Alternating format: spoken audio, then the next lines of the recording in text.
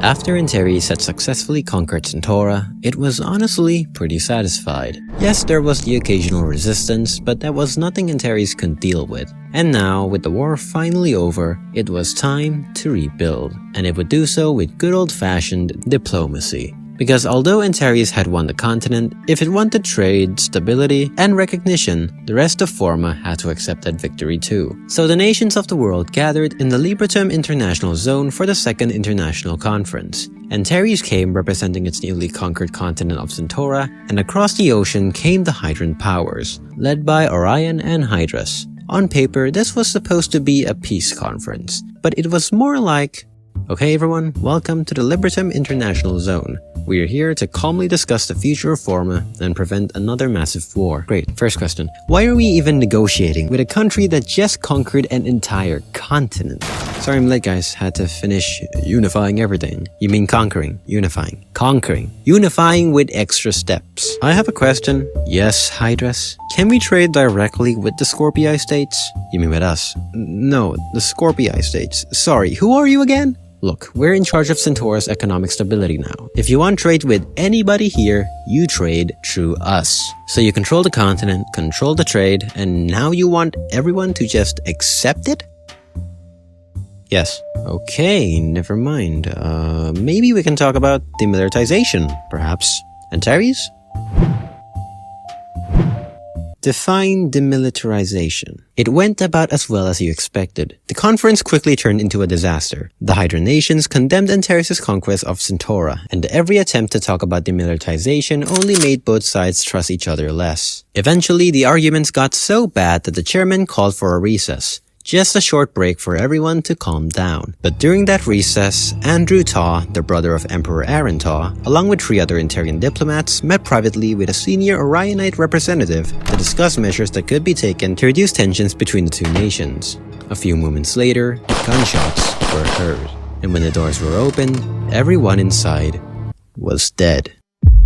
Aran Tau and the Antarian diplomats had been shot, and the Orionite representative was found dead with the gun. To Antares, it was obvious. Orion had murdered their delegation and the brother of the emperor. To Aran Tau, this was not just politics anymore. This was personal. If anything, this attack on his brother was proof. Proof that the world outside Antares was still corrupt. Proof that Antares could not simply stop at Centaura. Proof that once again, Antares had to go to war. With Aran Tau dead, diplomacy collapsed almost instantly. Orion denied all allegations, arguing that their representative would not have ever been carrying a gun inside a peace conference. But Antares did not care. Aran was absolutely furious, and made it his goal to bring Orion to justice. But Antares would not go to war alone. Remember, Antares was still tied to Ursa through the Solstice Alliance, and Ursa already had beef with Hydrus and the Hydran powers, so joining the war was not exactly a hard sell. To strengthen that alliance, Aran sent his son, Julian Tau, to Ursa, where he would help train Ursan forces and keep cooperation between the two empires strong. So the sides were set, the Solstice Alliance on one side and Orion and Hydrus on the other. But this was not going to be another Centauran campaign. They couldn't just march their troops into Orion. This time, Antares would have to fight across the Libran Ocean. And with both sides ready for war, Antares looked across the sea and saw only one direction left to go. Dead ahead. In 1948, Antares launched its first major strike against Orion. 2 Antarian aircraft carrier groups and 1 battleship group sailed across the Libran Ocean, heading toward District Canis and Cercinus. The invasion was split into 3 groups. North Group struck first, moving toward Bastion Delta before bombing Madison Island. Shock troopers landed at the destroyed Port Delphinus, fought through naval personnel and police officers, and captured the western half of the island within a week. So at first, things were looking pretty good for the Antarians. But then came South Group. This group was detected by Orion's newly invented radar system near Palmsville, giving the defenders just enough warning to react. Antarian planes still bombed the city and shock troopers landed soon after. But this time, Orion was not completely caught off guard. By the time the Orion army arrived, the landing had already lost momentum, and within 3 days, the shock troopers were forced back to their ships. Then came Center Group, which bombarded Coral City, Waverly, and Haskell. But at Coral City, they ran straight into an Orion fleet. In what would become the bloodiest naval battle of the war so far, the First Battle of Coral City tore both sides apart. Antares lost destroyers, cruisers, and battleships, while the Orion fleet was completely wiped out. So technically, Antares won the battle, but it was going to be clear that this invasion was not going to be easy. One landing succeeded, one landing failed, and one naval victory came at a heavy cost. Antares had reached Orion, but reaching Orion and conquering Orion were two very different things. After the attacks, President Ferdinand Powell spoke to the people of Orion, announcing the beginning of hostilities with Antares and ordering a draft of all men aged 60 to 40. The next day, the Dragon Compact, a military alliance between Orion and Hydrus, was activated. And with South Group already forced out of Palmsville, Antares had failed to secure the southern route into Orion. So instead of smashing its way through Orion's coastline again, Antares looked for another way to keep pressure on Hydra. And sitting there was the perfect target. Just south of Orion was Libra. Libra sat between Centaura and Hydra, which was a very unlucky place to be, because so far, Libra had been pretty neutral in all of this. It hosted the peace conference after all, and now, because it sat directly between the two sides, it was about to become one of the most important battlegrounds of the war. Without Libra, Antares had to send troops, ships, and supplies all the way across the Libran Ocean just to reach Orion. But if Libra fell, Antares would suddenly have a staging ground much closer to Hydra. Troops could move from Antares to Libra, then from Libra toward Orion, instead of crossing the entire ocean in one massive push. So for the Dragon Compact, Libra could not be allowed to fall. And by late 1948, Antares made its move. The Antarian Armada sailed toward Libra and smashed through much of the Libran Navy, clearing the way for ground forces to land in the west. At first, this looked like it would be another Antarian sweep, but it wasn't. The Librans fought hard, and the Antarians would find themselves fighting through brutal terrain and temperatures they were not ready for. The Librans held on for so long that a year later, Antares pulled out of the invasion of Orion to shift more attention toward the fight for Libra. Eventually, Libra could stay neutral no more and join the Dragon Compact alongside Orion and Hydrus. Auriga would also support the Compact, though mostly through providing aid through supplies rather than soldiers. And just when the war was already starting to slip out of Antares' control, a terrible truth was revealed. In 1954, anonymous reports and footage revealed the truth behind the SIC incident. Orion never did it. Ursa did.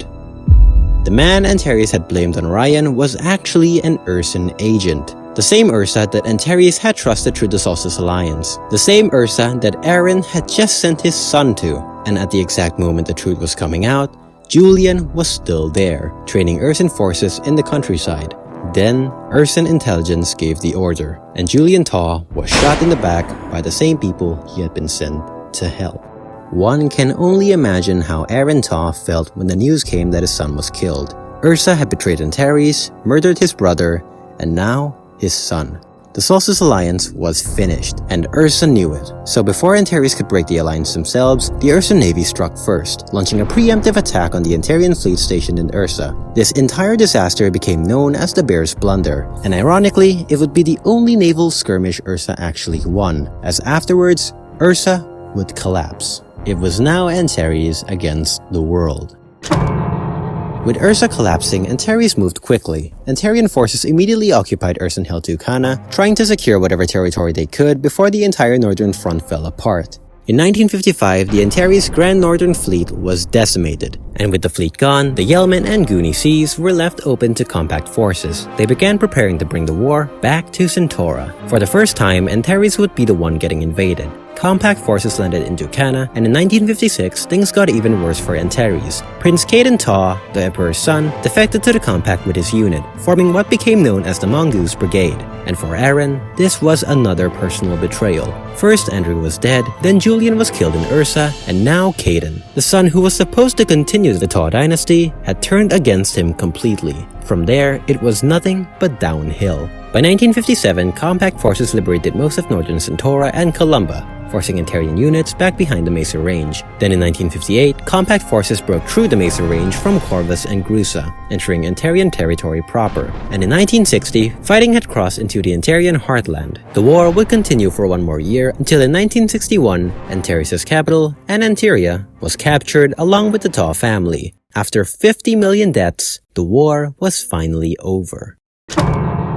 With Antares defeated, the Imperium was dismantled. The empire that had spent decades conquering Centaura was split back into its former nations. Antares was dissolved and partitioned into Scorpius, Lupus, Norma, and Ara like it had been before. Then came the Kaden trials. Former Antarian leaders, commanders, and government figures were punished for their role in the Forman War. Aran Tau was executed. He would not die as a hero, but as the man who destroyed his own family and the empire they built. To add insult to injury, the former emperor was buried under a marker that did not call him emperor. It only read, Private A. Tau. As for Kaden Tau, he was spared for helping the compact, and in Scorpius, he tried building something different from what his family had created. He helped create a new constitution for Scorpius, but when the people began rallying around him as the obvious choice to lead it, Kaden saw the same danger returning under a different name. Not long after, he took his own life. Everything Antares had built ended with the continent divided again and the Tau family destroyed. A war for nothing. Yet the poor fellows think they are safe. They think that the war is over. Only the dead have seen the end of war. Hey everyone, thank you for watching this video to the very end. This one took quite a while to make, even more so than the last one, which really blew up. Turns out you guys really like this style of content, so if you want more videos like this one on games that you guys are interested in, feel free to click subscribe and press the like button. See ya.